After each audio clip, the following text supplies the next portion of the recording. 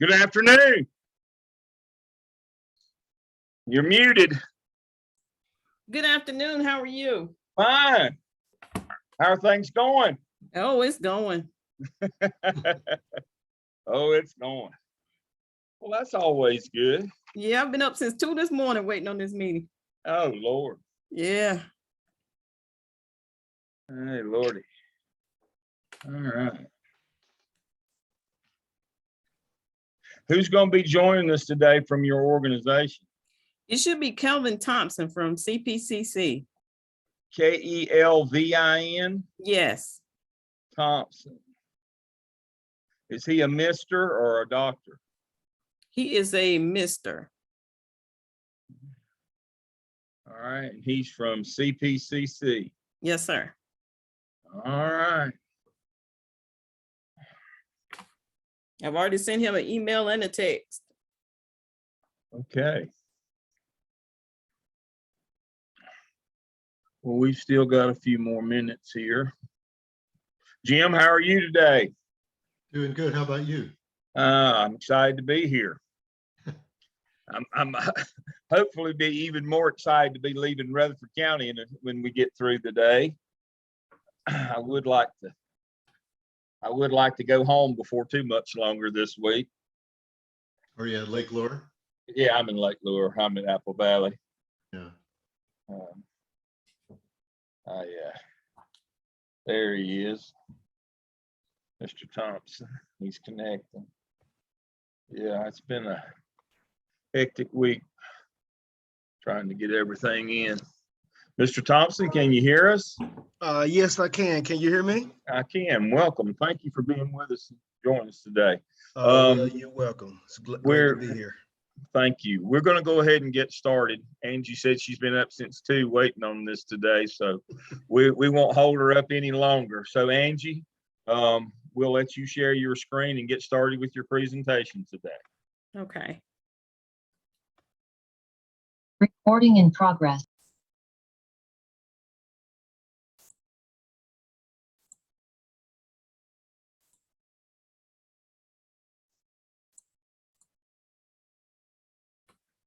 Okay, my presentation is on helping the homeless through visionary leadership.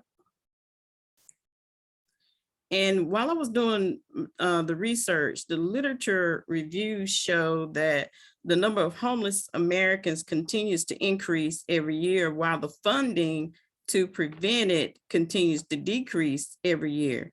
And there are federal, state, and local programs that have been implemented to help decrease that number, but that number keeps growing. So the people of these programs have not been successful in eliminating the homeless issue, while they have been somewhat successful in decreasing it. But before we can solve this issue, there were a few questions that I needed to answer. So I needed to know how many people in the United States across from each state were in homeless status.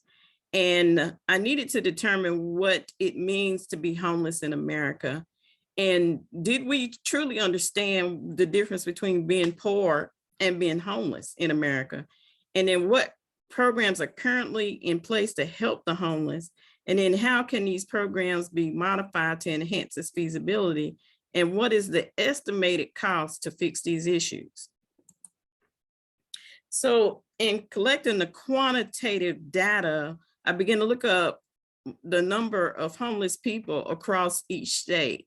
And it was amazing. The data was amazing to me, in that it showed that Washington, D.C., which is not a state, it is a district, had one of the lowest number of population, but it has the highest number of homeless people in its district.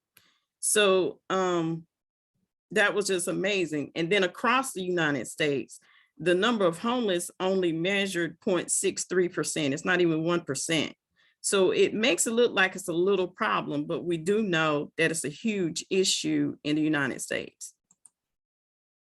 So the data that I found through 2021, and I picked the top 8 states, it showed I have the percentage of homelessness by the population in that state, and then the percent of the population according to the United States. So here is what I was talking about earlier, as far as Washington, DC. It only showed a little over 600,000 people living in Washington, DC, but that rate is at 2.2%. So that's the highest in the United States. Now, as far as the qualitative data is concerned, I had to design a tool that would capture the reason why people were homeless. Was it because of choice? Was it because of job loss? Was it because of mental illness?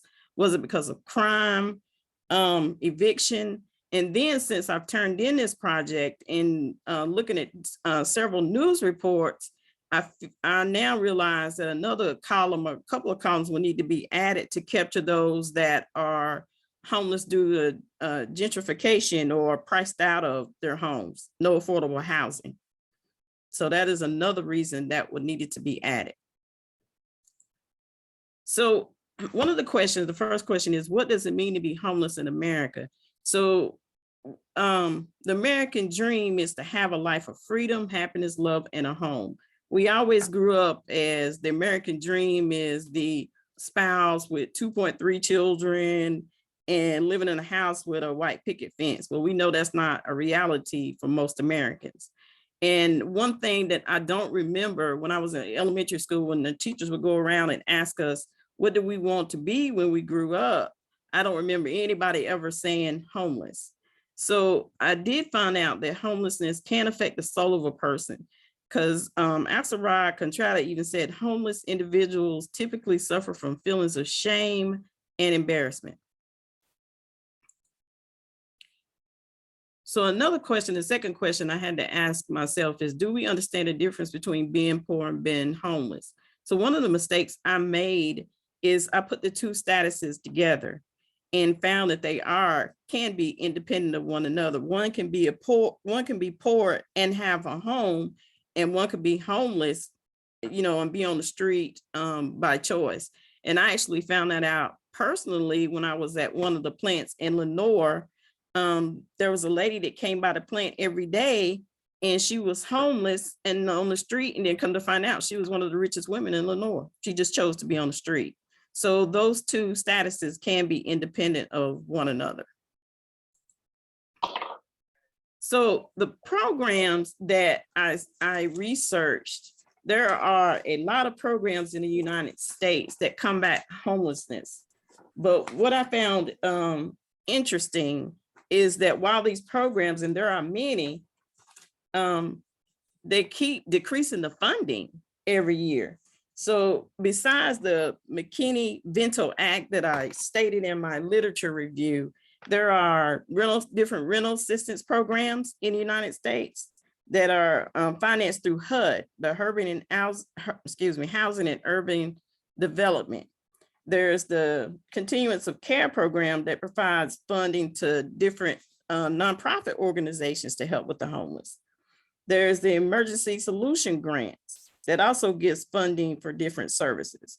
And then, but in addition to these programs, there are also churches and other non-profit organizations that have their own programs to help the homeless population. But yet these numbers keep increasing every year.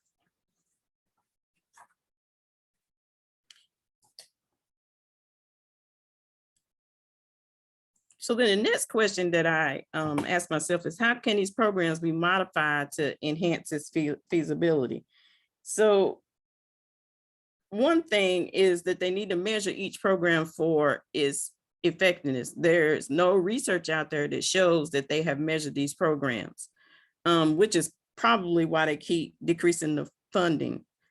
The research shows that the root cause of homelessness has several contributing factors. So it would be feasible to take each root cause and apply corrective action using a holistic method. So each reason needs to be approached in a different way. Our project is to use the holistic theory on the group that this homelessness group is because of job loss. So in the end, we have to ask ourselves, what does that corrective action look like? So this is a tool that we use in automotive is called an 8D approach. It's the 8 disciplines to problem solving. So discipline number 1 is to establish a team. And number 2 is define the problem. So the problem that I had at first was this person is homeless. And then containment or interim actions, you could probably get them temporary housing or get them a housing voucher just to get them through a certain time period. Most organizations here in town just give someone housing or a bed for the night. So then you have to identify and verify the root cause. And again, there could be several root causes as to why a person is homeless, and all could be equally important, but you would have to identify a permanent corrective action for each cause. For the purposes of this project, we decided to use a person that is homeless due to job loss. So then you would come back to number 2 and redefine the problem and say that this person is homeless because of job loss, so that the corrective action could zone in on that particular issue. Your corrective action would need to substantiate your root cause. So we would need to implement a permanent corrective action, and then look at the risk and opportunities that's associated with the path that we took, or with the action that we took, and see what lessons could be learned from it to see if it can be improved or it can be changed in any way. And then number 8 is to finally recognize the team. But the thing is, you don't stop there. You always go back and see what else can be improved. The theoretical framework for this process that I decided to use actually came between 2. The first one was Maslow's hierarchy of needs. And he was a psychologist here in the United States, born in 1908 and died in 1970. And this was based on people's psychological needs to motivate them. And as long as they receive the needs for each level of the triangle, by the time they get to the top, they reach self-actualization. Well, for the purposes of this project, my main concern, or the program's main concern, is that at least we feel the foundation, the physiological needs, which was the air, the water, the food, the shelter, sleep, clothing, and reproduction, and safety needs, personal security, employment, resources, health, and property. So we felt like if we could come up with a program to fulfill that foundation, then the rest would eventually come. And I also paired that with Kurt Lewin's change theory. And so this is something that I use pretty much in my line of work as a quality manager. We do a unfreeze, change the process, and refreeze. Now, Kurt Lewin was also a psychologist, a German-American psychologist, born in 1890 and died in 1947. And his main focus for this type of program was focusing on the obstacle and then implementing a plan to rid itself of that obstacle. So again, when looking at this, what does this look like? So I took this and I did a small flow chart. So with the Kurt Lewin model, you would unfreeze the process, change it, and refreeze it. But most people stop there and they don't measure the change. They need to measure the change to see if it's an effective change. And you ask yourself that question, are the results positive? No, then you need to start over. Yes, you continue to measure to see if you still need to make any other changes, but you just don't stop at changing it. So what I found is one of our unrecognized gems in every community is the community college. When I think about Central Piedmont Community College, they have a one-stop program. One thing I did not do is see if any other community colleges had such a program. I did not find this out. So they have a program where they offer services through a single stop process. And in this design, you can see that the students can receive emergency funding, benefit screening, food pantry, they can get food, financial education and coaching, healthcare, there's legal assistance, referrals to community agencies, volunteer income tax assistance, housing support, and emergency funding. So when I first met Mr. Thompson, we first had our initial discussion over the phone, I remembered, I think I shared this before, coming out of Walmart one day and I seen a homeless person and he was on a cell phone. And I'm like, I didn't even understand how or why that was happening. How could he have a cell phone and nowhere to live? So then when we had our initial conversation, he said that he had a student that lived in Tent City and he asked for a cell phone because he wanted to apply for jobs. And the only way he could do that was through the internet. And that is true because I lost my job last year and every application was online. So I had to sit down on a computer or I had to get on the phone just to file an application for a job. So I found that to be actual and a real need. So one of the ideas, I actually put this with a flow chart, was the data gathering shows that homeless individuals due to job loss. So is the client a student? No. So then you give them the information, directing the person to the assistance they need, which means they will probably still receive the resources in the single stop program. But yes, then you start the second stop program questionnaire. Is the client, then ask yourself, is the client a good fit for the second stop program? So if so, additional resources would include like career development and job training, possibly with a manufacturing representative, and then a relocation package were requested or were necessary. Because we found out through this process that, of course, different people need different things.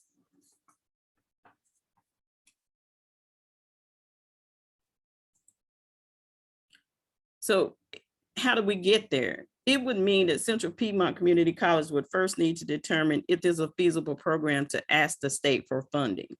So when I got into this process, and Mr. Thompson and the One Stop program agreed to be my host partner, one step that they would need to do is go even further and ask the North Carolina State to be a partner, and then also recruit other partners as far as manufacturing and financial assistance and all that thing is concerned. And then also at minimum, Central Piedmont Community College would need to add a certificate program to this curriculum because only individuals with the certificate can work with homeless population on campus. Because one thing I did find out, it takes a different kind of person to work with this status group. So as I was gathering my data, when I went to the different agencies, they couldn't give me any information as far as, you know, why people were homeless. They were just providing services as far as a bed and a meal. But as far as getting personal information, they didn't do that. So I decided myself that I was going to go out and get some personal information. And I approached an individual and I found out that it was not safe. He actually tried to jump in the car. And although my son was in the car with me, who stands 6'2" and weighs about 280 pounds, that didn't matter. This man was homeless and he was hungry. So he tried to jump in my car. So I said, well, you know, I looked at my son, I said, you know, me and you could go out. He said, we're just two people. And he said, although I'm big, it's not safe. So to gather that information would need to be in a safer, controlled environment. And so then if approved by North Carolina, they would need to partner with different employers in various fields, probably across the United States. And one thing that I did find that there are 11, as of May 2022, there were 11.4 million jobs open in the United States. There are less than 2 million people that are homeless in the United States, and a fraction of that are homeless due to job loss. So it seemed just by looking at those two sets of numbers that it would be feasible to act on. So to gather the information as who would be a client, a student client, we developed a client evaluation form. Of course, collecting all the, I guess, the statistical data as far as the name, well, not an address, but the age, the gender, the race. So you could do that data later on and find out who you did help. Also marital status, because I did find out there are a lot of homeless families with children. So this is something that could help the family as well. And then you would also need to find out if they've ever been arrested and why. Not necessarily that would omit them from the program, but that is something that you would need to know just in case they needed to go to court or something like that. And then you would ask the question, why are you homeless? Because again, this program is really just penned for individuals that are homeless due to job loss. And these people would need to show a desire that they want to go back to work. And the question you asked, since this is going through CPCC, they would need to meet the interest requirements of CPCC to see if they could get into school. So they would need to provide the information such as a high school transcript, diploma, or GED. And of course, asking them what their highest degree of education is, because there are a lot of people on the streets that are homeless with a high degree of education. And then ask them, is there a desire that you want to go higher as far as your degree is concerned? And then is there anything in your record that will prevent you from receiving financial aid? And if so, please explain, because that person may need extra funding. To me, this program would take a minimum of 2 years to complete, because they would need to receive that associate degree level along with job training. So, and then asking them, how do they feel about entering such a program, and could they commit to it? Because a lot of time and resources would go to the program. So here is a bigger view of the single stop program. And so if after that evaluation, they can be admitted to the second stop of that program, again, I'll say they would need career development, manufacturing representative with job training, and then a relocation package where requested. Because one thing in looking at the DC numbers, you know, how many of those people would be willing to relocate to another state for a job if they have the assistance? So then the last question that I needed to answer was, how much would something like this cost? So there was some proprietary information that Mr. Thompson could not share with me because they are a partner with North Carolina State. And so there's information that they cannot share. So looking at the data that's I researched, the cost to help a homeless person today is anywhere from $30,000 to $50,000 per person. So that range is anywhere from $58 to $98 trillion a year to help the homeless, going by the number, the less than 2 million people that's on the street.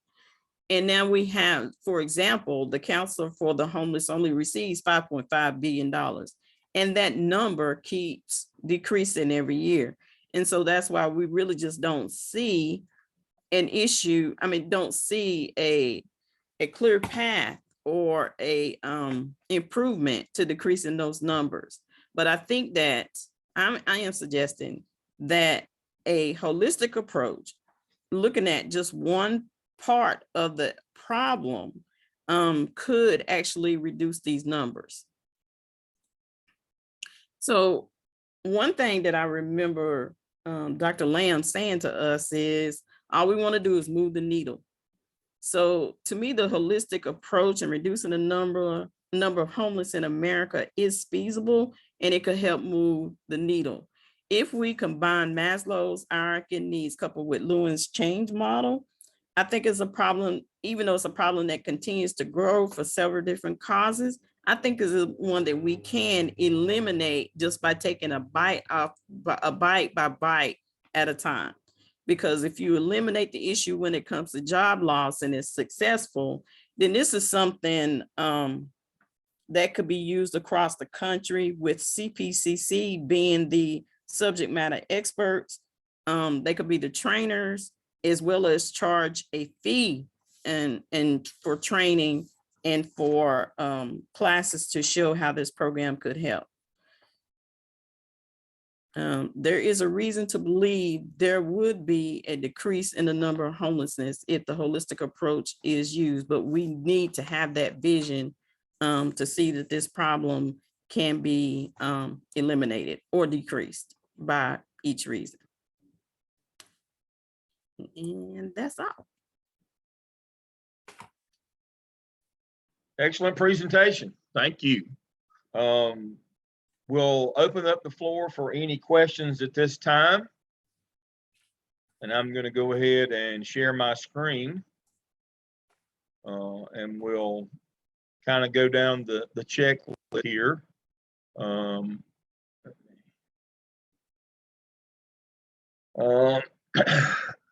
I think you have answered the question that, you know, that I always start with. We always circle back to our theoretical framework, and you have done that obviously with Maslow and with Lewin.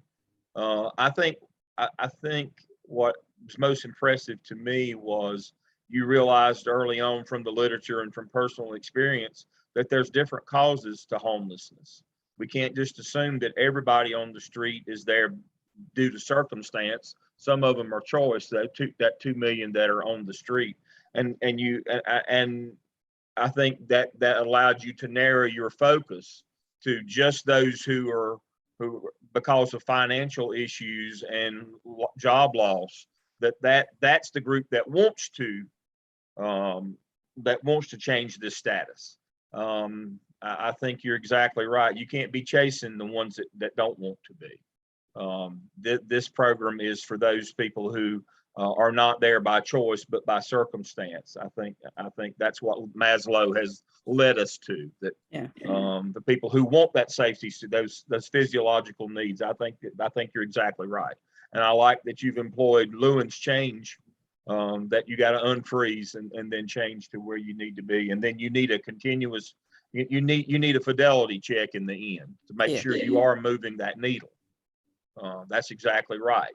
Too many people stop at unfreeze, change, refreeze, but then they don't do a fidelity check to make sure that is continuing. That continuous improvement cycle is a fidelity check.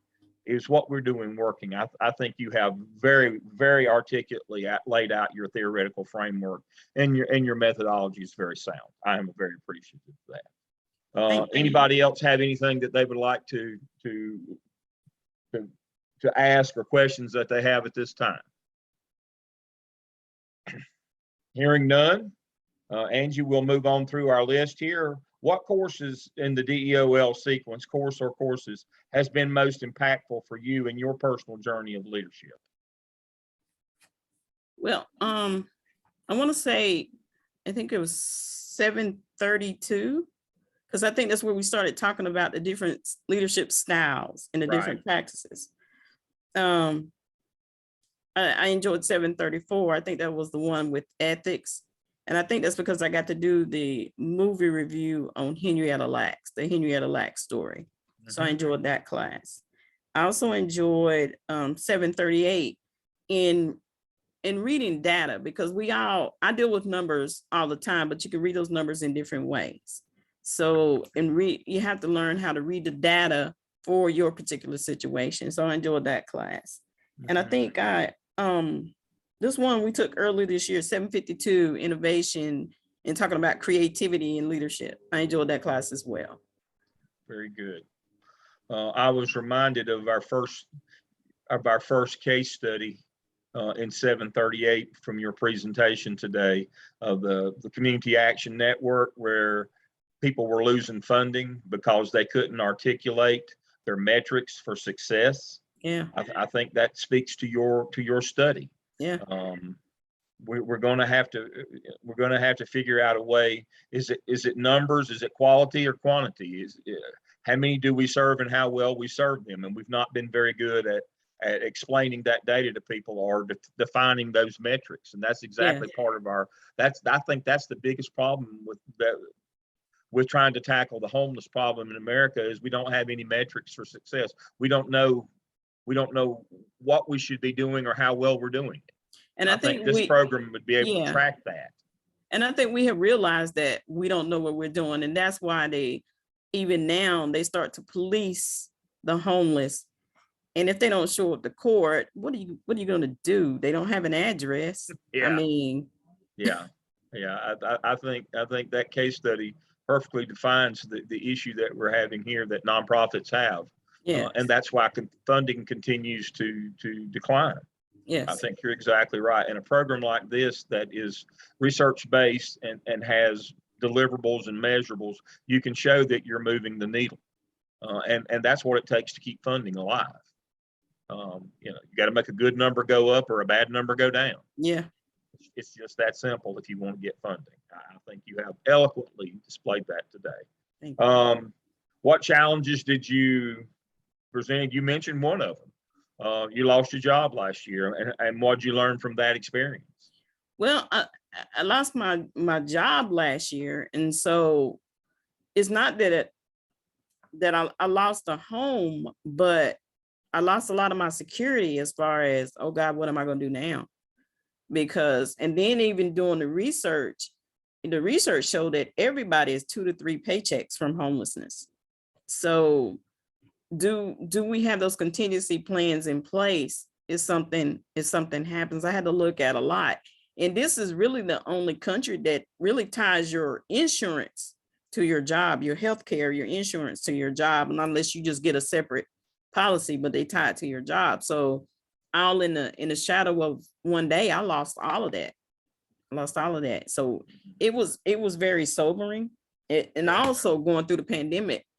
Yeah. I think folks need to remember, to your point about insurance, is the number one reason for personal bankruptcy in America is medical cost. Yes. Is not having insurance or having catastrophic health issues, having insurance and still not being able to pay the bill. So I think that's a valid point. And it circles back to your project as well.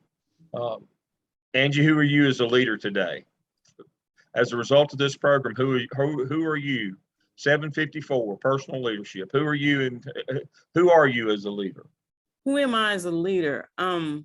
So in looking at the different leadership styles, I would hope to be transformational and visionary, and standing back and being able to choose my viewpoint is looking at things from a 30,000 foot view or 50,000 foot view or 5 feet.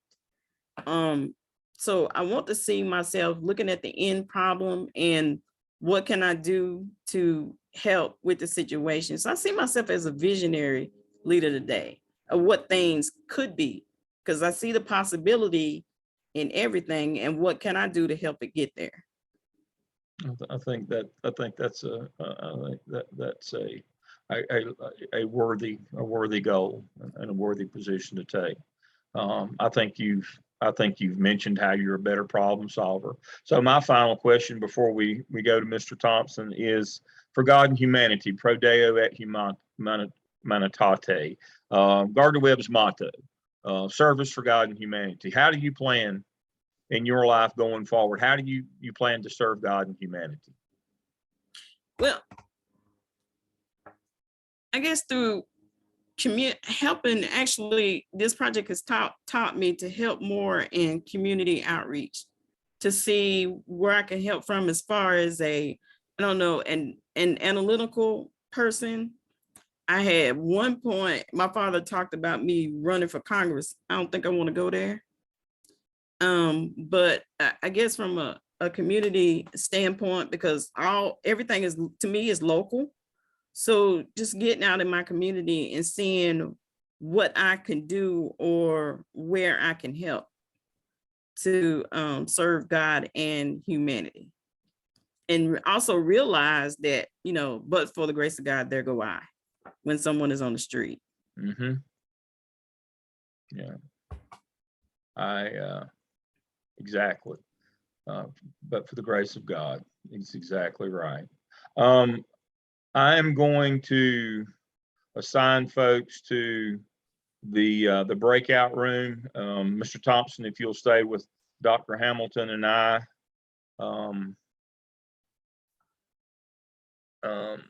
And so if the four of you will join that breakout room, I will stop my sharing. Brad and Jim, if you will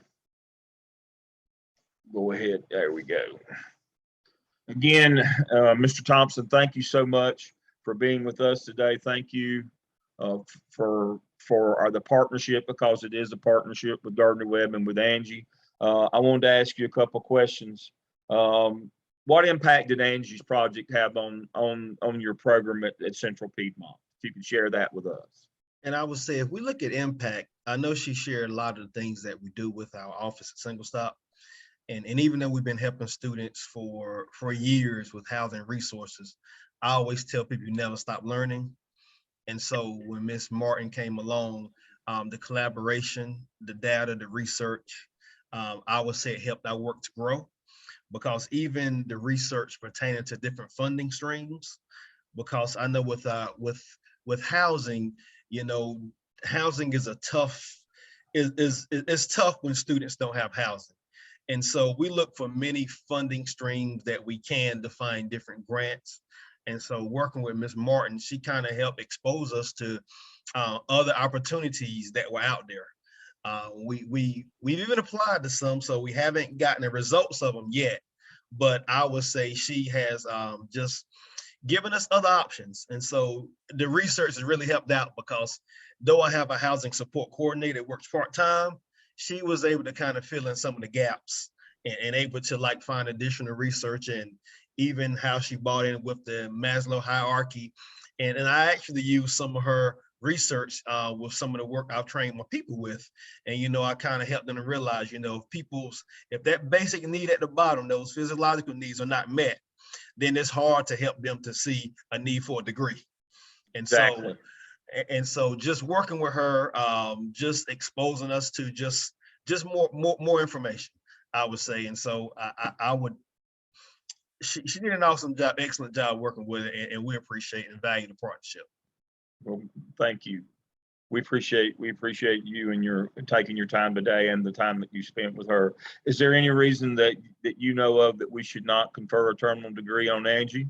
No reason at all. Thank you very much. Dr. Hamilton? Mr. Thompson, on behalf of Gardner Webb and the DEOL program, again, thank you for partnering and working with Angie. We rely on our partners so that our students can learn skills in the classroom, but then have a place that they can actually go out and practice leading. And our partners are so important at that. I put in the chat to you, Mr. Thompson, a link that will open up in another browser. It gives us some feedback from all of our hosts to let us know, are we getting what we think we're doing? Or, are we getting the results we think? I'd appreciate if you take 60 seconds at some point, just give me some feedback on that. Okay. It's real quick.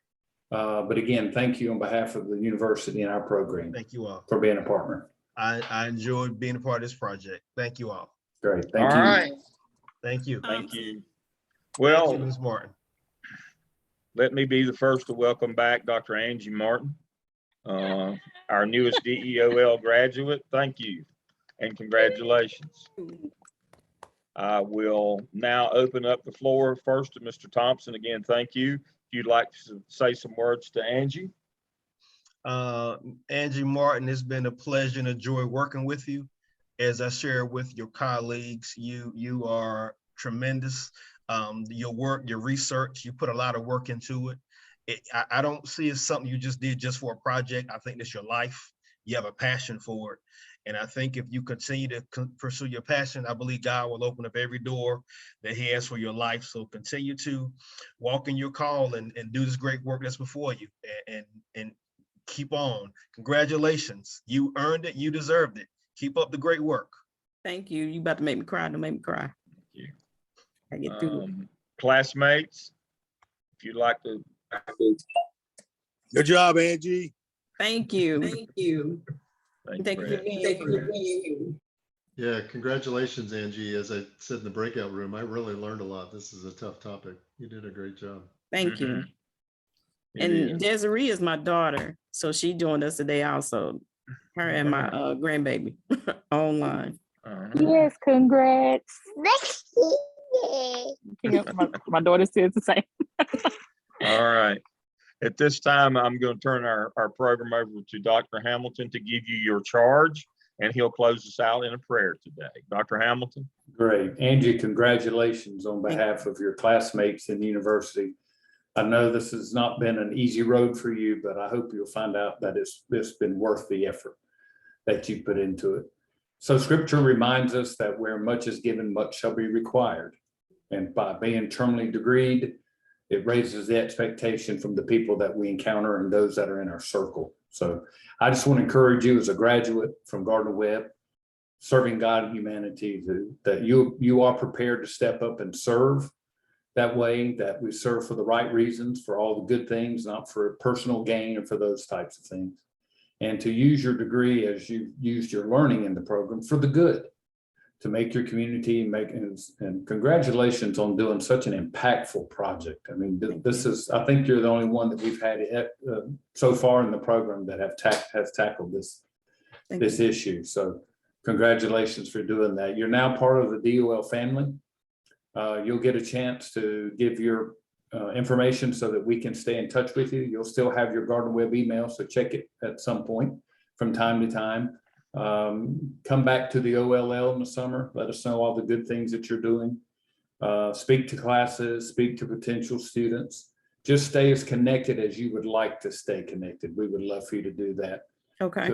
With your classmates and with all the other cohorts as well. So we're so proud of you and the work that you've done. So let us close with a word of prayer this afternoon. Gracious God, we're thankful for Angie, her family, and this academic achievement that she has made. We ask that you would continue to bless her and her family, give her a mind for learning, a heart for loving, and hands for service as she goes forward to serve both you and humanity. And we'll give your son, Jesus Christ, all the praise and glory for that. We ask this in Christ's name. Amen. Amen. Amen. Amen. Amen. Congratulations, Angie. Thank you. Yay. Congratulations. Congratulations. The fantastic half dozen have now finished from the campus cohort. I am so pleased and proud of all of you, Brad, Jim, Angie, Jonathan, Stacia, and Vic. You all made it through. I am so pleased that to be have been associated with you, and I have enjoyed working with you tremendously. As Dr. Hamilton said, don't be a stranger. Thank all of you. Have a good day. Thank you. Thank you. Thank you. Bye-bye. Bye-bye. Congrats, Angie. Bye. Bye-bye. Bye-bye.